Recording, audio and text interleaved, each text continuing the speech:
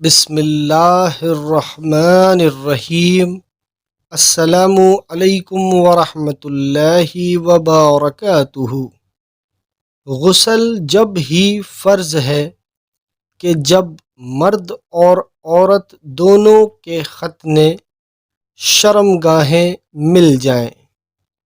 سیدنا ابو ہریرہ رضی اللہ عنہ نبی کریم صلی اللہ علیہ وآلہ وسلم سے روایت کرتے ہیں کہ آپ صلی اللہ علیہ وآلہ وسلم نے فرمایا، مرد جب اپنی عورت کے چاروں کونوں کے درمیان بیٹھ گیا پھر اس کے ساتھ جماع کی کوشش کی تو یقیناً غسل واجب ہو گیا۔